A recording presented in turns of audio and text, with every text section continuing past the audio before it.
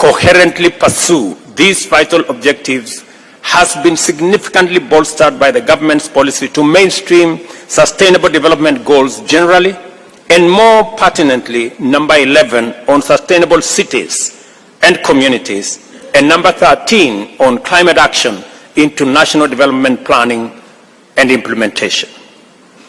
A key barrier to our aspiration for sustainable urbanization happens to be the very impediment to efficient, sustainable climate action in the global South and Africa, and that is sufficient and affordable financing. As a result, we are unable to effectively pursue all the opportunities in sustainable urbanization and leverage them to promote the broader agenda of economic transformation, climate action, and sustainable development.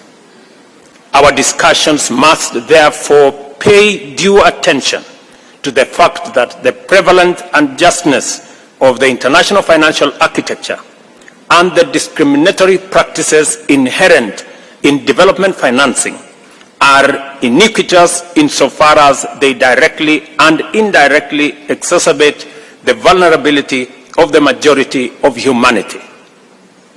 It is time, therefore, to correct this systemic injustice to enable us effectively mobilize multilateralism to achieve global net zero emissions, avert a climate catastrophe, and achieve sustainable development goals.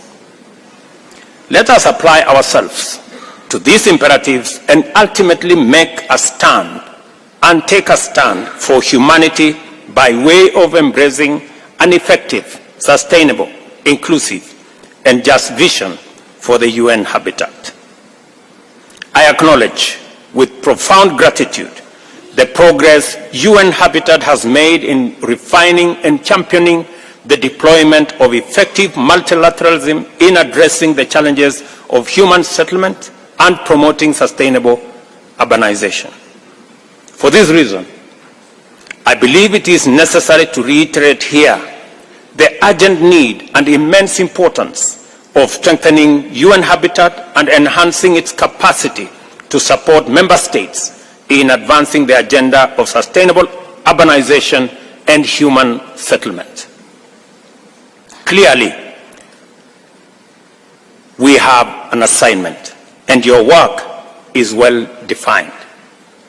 I urge you to exploit this important opportunity to generate a robust framework for addressing the existential crisis of our time. On that note, I would like to announce to you that Kenya is privileged to have the honor of co-hosting the inaugural Africa Climate Summit to be held from the 4th to the 6th of September this year here in Nairobi. The summit will be Africa's opportunity to refine its position in preparation for COP28, which I hope is going to be the last COP for us to host, where we expect to articulate our agenda in a strong, clear, united, and effective voice. I take this opportunity to welcome you back to Nairobi for the summit. And I hope we will all have the resolve of making COP28 the last COP that we are going to hold as humanity.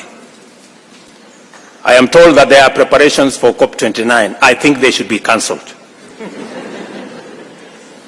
Because it is possible for us to agree on a framework that will bring everybody on board. And as a continent, we will be going to COP28 with a clear mind on what we need to do and how Africa and the global South can work with the global North, not as adversaries, but as partners to be able to resolve the climate crisis and present ourselves the opportunity to have a win-win outcome that has no finger pointing.